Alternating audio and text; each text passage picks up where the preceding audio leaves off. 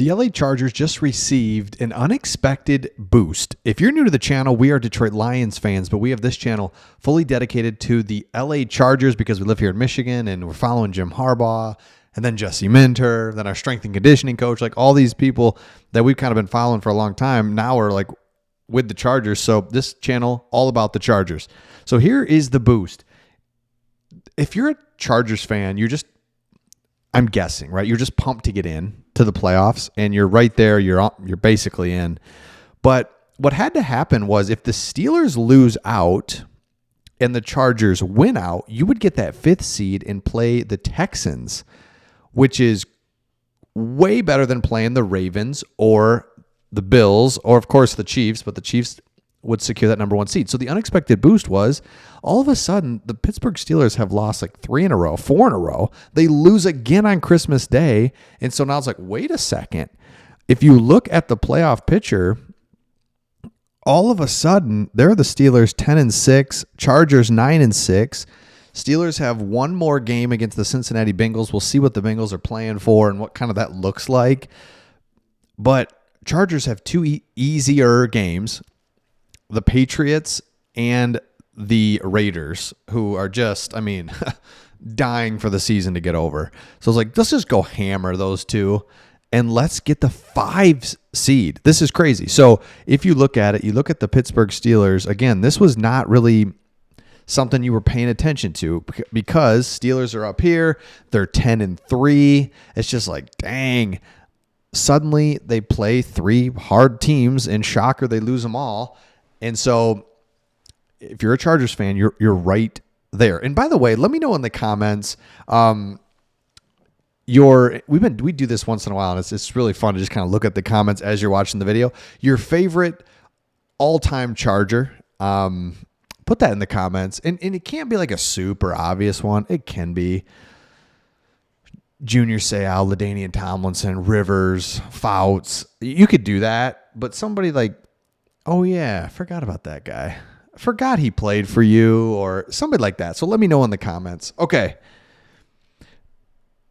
We're going to look at a couple other things here because another unexpected boost. This is a bonus one. So, again, you could wrap up and get the 5 seed. Did I say that right? Yeah, you could get the 5 seed. Another thing that as Lions fans and as Chargers fans, we're kind of keeping an eye on, and we kind of go through this season, is the Lions have coordinators that are going to be really looked at for head coaching jobs. So do the Chargers and Jesse Minter. He's just shown he's got the young, he's got the same thing as Mike McDonald, who went to the Seahawks. Like almost exact same thing, where he was with the Ravens, with Michigan, succeeded, and now he's a head coach. And so Jesse Minter watching that. But if you look at the openings, these openings, and you look at like the history, it shows that what's winning, it's the Commanders, the Lions. These are not young, hotshot coordinators that are taking the job. It's like older dudes that can kind of build the culture. So that's good for the Chargers, good for the Lions as well, because it's like, all right, maybe that's not in right now. It's a copycat league, and whatever's working, you try to do it. So like you look at Dan Campbell. You look at Jim Harbaugh. He's not a hot shot. He's a one of a kind, but he's not this young coordinator type guy. He's a culture builder. Then you get the coordinator. So I think it's a good deal for everybody that the Lions and the Chargers could have their coordinators stick around, because it's the New York Jets, Saints, and Bears. And honestly, and I get it, right? You're not going to pass up an opportunity, but the Jets' opportunity is just like, oh, that looks weird. The Saints is not bad. The Bears is pretty brutal. Jaguars, none of these jobs are that great. So maybe that's playing in our favor as well, to keep our coordinators for one more year. I don't know. Let's come on. Can we just keep them for one more year? Okay, a couple other things too, and let me know in the comments. We're looking here at this is just fun to do because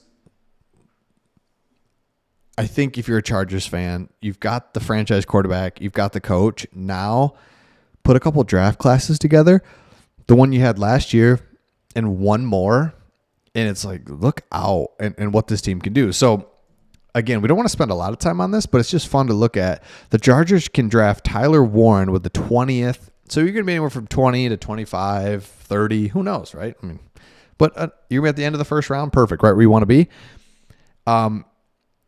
Michigan, Colston Loveland makes a lot of sense for the Chargers considering Jim Harbaugh has him. However, Penn State's Tyler Warren is starting to sneak up the draft class, or off the draft boards. Here's the thing about this. You get a tight end. Okay, love it. And then you get Donovan Jackson with the 55th pick. Okay. Josiah Stewart from Michigan with the 86th pick. Again, not spending a lot of time on this, but you start throwing some names out there and you start seeing who you could get. And it's like defender. Or you could get wide receiver, running back. I mean, there is just so much that you could do that makes it really, it's like, man, look at this. Look at this kind of coming together. Another thing that you could do is a trade this offseason. So we looked at trading for Tyreek Hill. One of the benefits of that is it's kind of like the Keenan Allen trade where you only would have to really give up like a 4th or 5th round pick because it's kind of like he's older. We owe him a lot of money. So here, fine, take him type of thing. So that's the only reason you would consider it. And you'd get a year to partner him with Lad McConkey. So that's one trade. A couple other trades we were looking at was this one right here. I think what I love is Garrett Wilson. Dysfunction in New York has opened the door for Garrett Wilson. Now this I think really makes sense. Wilson is playing under the last year of his rookie deal. So that's kind of where it's like, all right, we got to pay this guy. If it does not matter if it costs a first round pick, it would be worth it for the Chargers. Right. It's like using a first round pick to draft him. Now the only difference is you wouldn't get those 4 years of his rookie deal. You would have to pay him. You'd use that first round pick to trade for him and then you'd have to pay for him. So it's like, I don't know if I like that. But there's options. There's so many options going forward. This is not a talent rich team right now. And you are in the hotly contested AFC going to make the playoffs and you're not a team anyone wants to play. With not any really star power outside of your quarterback, and then you've got some juice on the defensive side like Derwin James and stuff. But man, can you imagine a young rookie running back, a tight end, a wide receiver? Like that's all coming, so it's all exciting if you're a Chargers fan. So let me know your thoughts in the comments, and we'll see all of you on the next one.